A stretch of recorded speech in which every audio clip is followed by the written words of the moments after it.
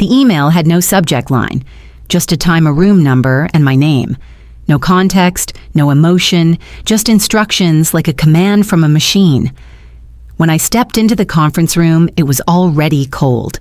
Not just from the overachieving AC, but from the silence that met me like a wall. Marin Cray sat to the left, lips tight, fingers interlaced like a lock.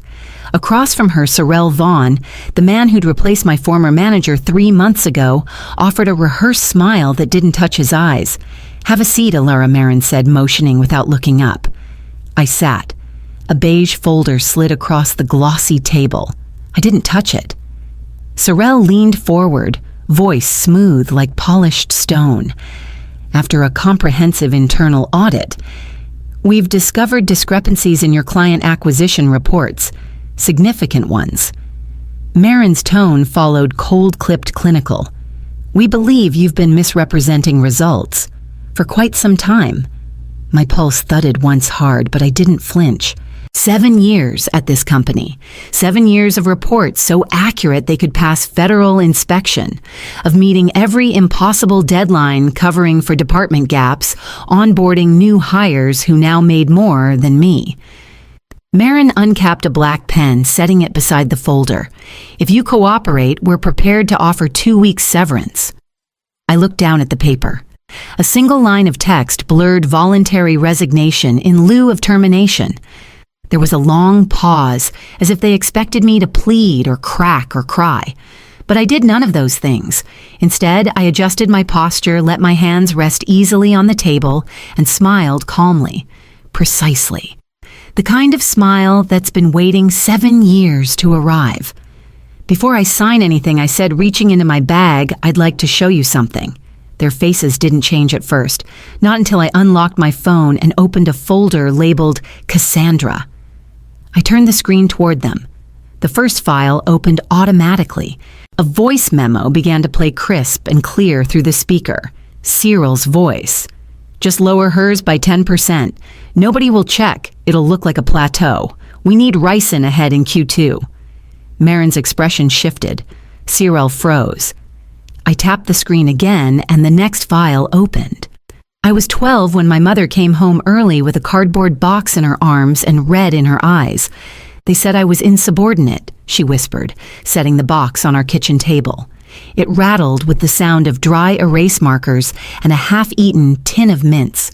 She'd reported her principal for repeatedly making comments about the younger teachers, about their skirts, about their bodies. The district said there was no proof, no recordings, no witnesses who would speak, so they flipped the script, claimed her lesson plans were disorganized, that her test scores had dropped. She tried to fight it, filed appeals, hired a lawyer. But in the end, all she had were memories and their paperwork. I remember watching her tape up the last of her classroom posters that night, folding them into silence. She told me, "If you ever speak truth to power, Alara, bring receipts. Don't trust that your word will be enough." So I didn't. By the time I joined NVOX Consulting, I had already set up my Mirror Systems emails blind copied to a private archive cloud folders, tagged by date and revision printouts with inked initials and timestamps. Not because I feared failure, but because I remembered the sound of that box hitting the floor. When I left the conference room, Marin didn't say a word. Sorrel wouldn't meet my eyes. I walked straight to my office, closed the door, and opened a second file marked Parnassus. It held not just voice memos, but side-by-side records, my original numbers, and the doctored entries in the system. They'd called me a liar. But I'd built a record even they couldn't erase. I connected a USB, dragged the folders into a master timeline, and added the finishing touch, a spreadsheet showing the weekly rise of Rice and Calvert's numbers in perfect inverse to mine. The pattern wasn't accidental. It was mathematical, deliberate, traceable. I saved the file and renamed it Trial Balance Final.xlsx. Then I opened a fresh document, one that hadn't been touched yet. The title, Internal Ethics Review, Draft for Distribution. 3 months earlier, I had just wrapped a quarterly projection when I noticed the first blip. My final report had shown 17 confirmed conversions for Tier A clients, But when the dashboard updated the next day, it displayed 14. At first, I assumed a sync error. It wasn't unheard of. Sometimes figures got delayed between submissions and the system-wide API. But it happened again the following week. Then again. So I checked the raw input logs. My daily exports, the ones I blind copied to my private archive, were intact. Numbers consistent, time-stamped, clean. But the portal edited, without a trace in the visible revision history. That's when I created the side-by-side ledger. A spreadsheet with 3 columns, original submission system display delta. At first, the changes were small, 5% here, 8% there. Just enough to look like fluctuation. But over 8 weeks, the pattern sharpened into a curve. Downward for me. Upward for someone else. It was always the same name, Ryson Calvert. He wasn't subtle. Golf photos with Sorrell on LinkedIn, full weekends, blocked out on his calendar as strategy outings, even a congratulatory speech during the last team meeting for record-breaking acquisition velocity. I ran the figures. The gain in Ryson's performance almost perfectly mirrored my losses. If I dropped 3 clients in the system, he gained 2, not just once, repeatedly, week after week. But the system didn't allow duplicate entries or double claims, which meant someone wasn't adding Ryson's success, they were rerouting mine. I started cross-referencing logins, the administrative access times, the IP origin trails, and I kept documenting, quietly, without flinching. I didn't report it then because I knew how this would go. If I walked into HR with a suspicion, I'd be labeled difficult, paranoid, maybe even unstable. So I waited. I built. I observed. And when Sorrell accidentally dropped my Q2 client pipeline from the dashboard during his Monday debrief, I knew it wasn't carelessness. It was design. I highlighted the rows labeled the trend line and saved the file with a new name, Convergent Fraud Model V2. Then I searched my email for Marin Cray's contact and attached the file. I returned to HR without being summoned. This time, I didn't wait for an invitation.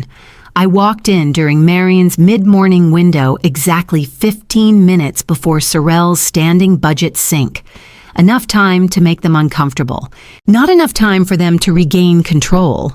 I slid the USB across the table and placed a printed memo beside it, highlighted neatly at the paragraph referencing Section 12B of the Data Practices Act. Marin looked down. Sorrell didn't. His stare met mine briefly and held the quiet tremble of someone who suddenly remembered he wasn't alone in the game. "I've brought documentation," I said evenly. "Original submissions, time-stamped, daily logs, corresponding discrepancies in the company dashboard, voice memos that may require compliance review." I tapped the folder once. "This is the full timeline. Every alteration traced to a single login credential administrative ID SV7. Marin's hand twitched. She adjusted her glasses as if it would change what she was seeing. I opened my laptop. One click revealed a spreadsheet laid bare with side-by-side charts, my submissions, the altered records, the exact percentage of deviation, always 11% to 17%, always downward. Ryson's numbers. Always up. "Why didn't you bring this to us sooner?" Marin asked. I looked directly at her. "Because I wanted to be believed, and in this building, belief comes second to evidence." Sorrell cleared his throat. "Even if these assumptions are correct, copying proprietary data to a personal device is a breach of, unless explicitly protected under Clause 7A subsection 3 for personal performance review logs I finished for him. I confirmed it with compliance in year 1. His jaw flexed, but no rebuttal came. I turned the screen one last time now, displaying a list of 5 female analysts, all with unexplained downward trends in the same time frame, all under Sorrell's oversight. "I didn't just watch it happen," I said quietly. "I studied it, modeled it. And now I'm submitting it for formal ethics review." Marin didn't object. She simply nodded once and reached for the phone. As I stepped into the hallway, I saw Ryson through the glass, still smiling, still untouched. For now. Sorrell was placed on leave within 48 hours. The email was clinical pending investigation into administrative irregularities. It didn't name me. It didn't have to. The building was already buzzing. By the end of the week, my inbox looked different. Subtly so. I was left off 2 meeting invites I normally ran. My edit permissions on the onboarding playbook had vanished. The shared analytics drive I curated gone. When I asked it, they claimed it was under archival review. Colleagues didn't avoid me. Not exactly. They greeted me, smiled with just enough tension to register. But conversation stopped when I entered the kitchen. One manager I'd mentored last year leaned in close near the elevators and whispered, "Just be careful, okay? People are nervous." What they meant was, "You're radioactive. When systems feel threatened, they don't shut down. They adapt, quietly, like antibodies targeting the disruption." At lunch, I saw Ryson walk past my table. He didn't look at me, but his phone screen was tilted outward, and for a second, I caught my name in a group chat. I didn't flinch. I didn't rise. But I took note. I tried to focus on the data on finishing the ethics packet, but every file I accessed now triggered a ping from IT. Every saved copy generated an external activity alert. The message was clear: we're watching you too. I stayed late one evening to run regression analysis on department KPIs. The office was almost empty. I could hear the hum of the lights, the sigh of the HVAC, the muted clatter of someone typing across the hall. When I tried to open a folder on our quarterly trend reports, a pop-up appeared. "You do not have permission to access this content." It was mine. I had created it 6 months ago, but now it had been sealed. I stared at the screen, then opened a blank workbook. At the top, I typed, "Access denied, starting over." They wanted silence. They wanted me to sit still, grateful I hadn't been dragged down with him. But they hadn't built this place for someone like me.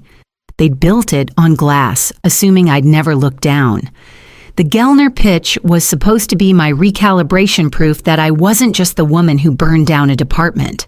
I'd worked 3 weeks on the deck fine-tuning every projection, running simulations until the charts practically breathed. That morning, I opened the final file, slide 3 blank, slide 4 revenue projections reversed, Q3 collapse instead of Q3 gain, slide 7 key differentiators replaced with lorem ipsum. My throat went dry. I clicked the backup same. I opened the cloud version same. Someone had accessed my files after hours and rewritten the core of the proposal. I dialed IT. My voice didn't shake. 20 minutes later, Rita from legal joined me in the conference room with a printed log report. She'd reviewed the file access history with compliance oversight. "Jem Ivers," she said. "Credentials used at 2:14 a.m. this morning from an internal IP." I stared at the name.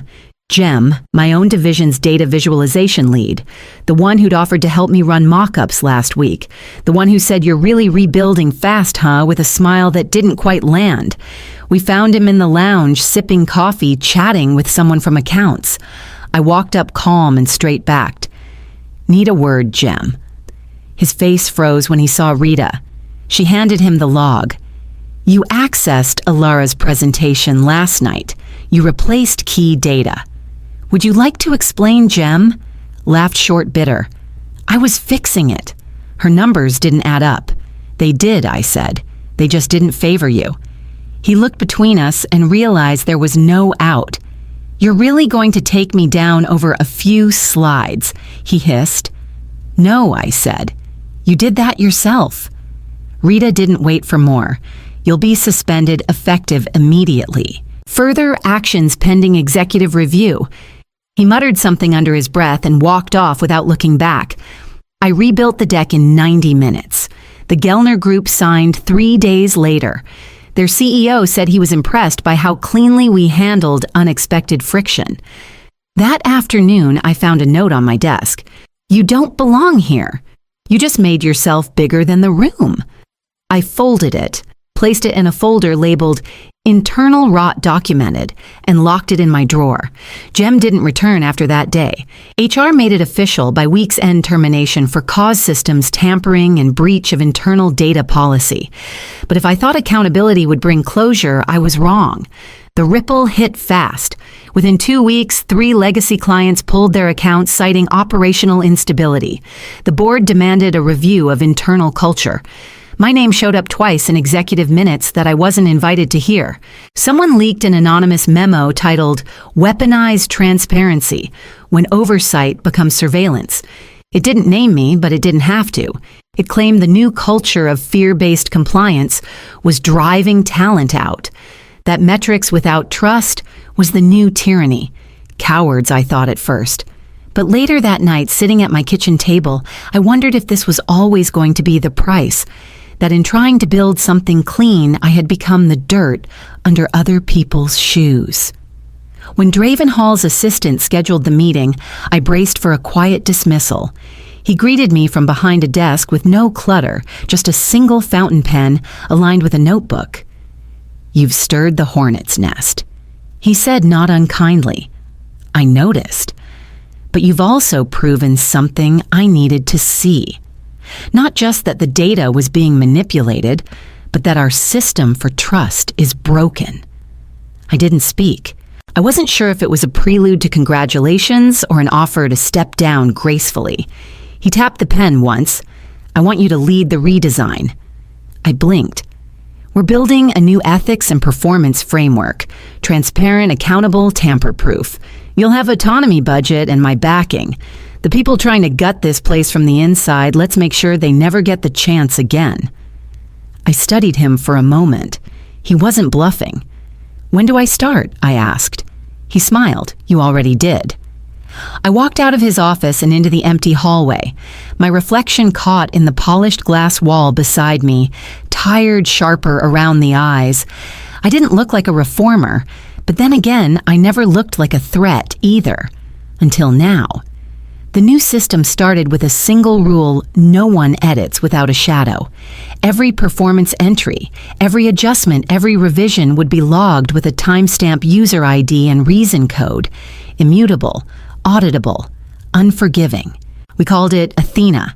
The architecture took shape in the glass-walled corner of the 13th floor where I assembled a small task force data specialists from across departments, most of whom had never spoken to each other before.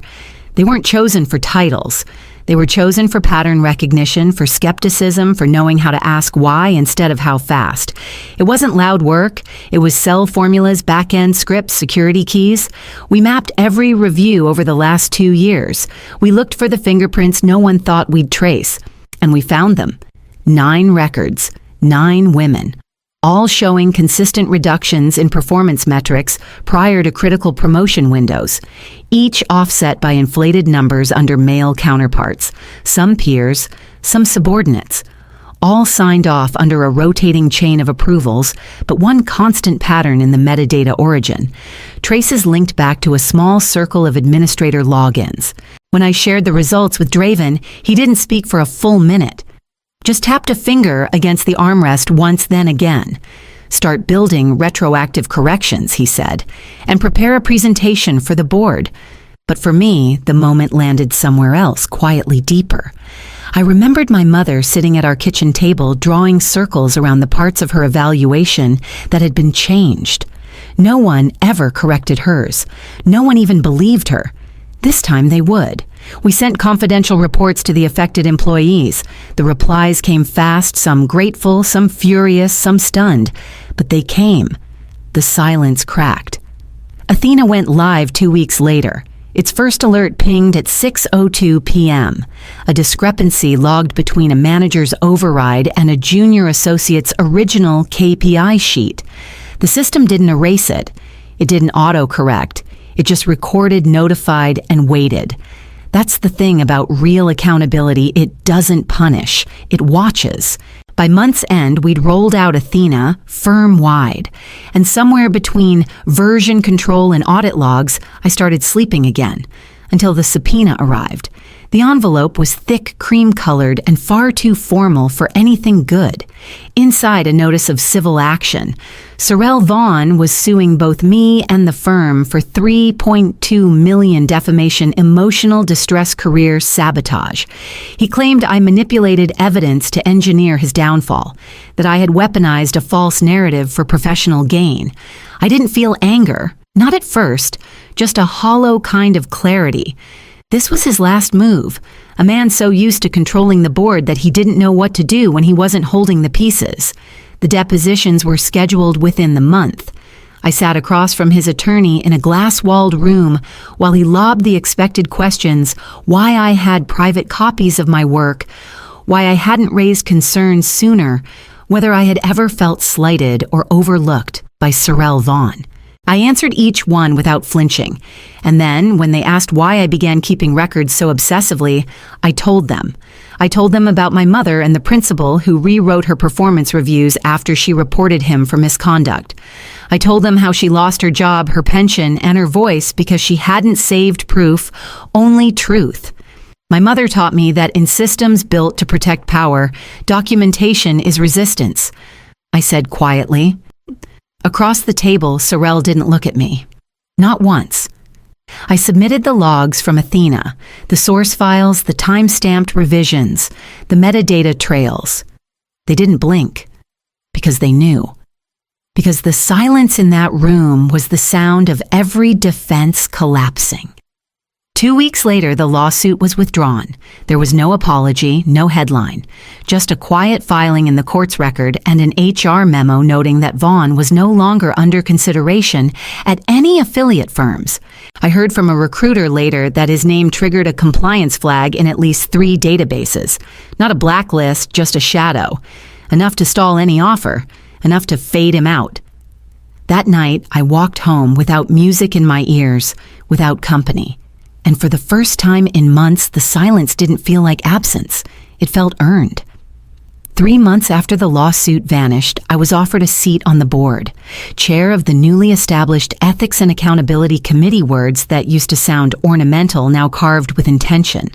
I didn't say yes right away. I needed to be sure the title came with power, not ceremony. Draven handed me the draft charter. It did. Real oversight, real teeth. We published our first internal audit 6 weeks later, not as damage control, but as design.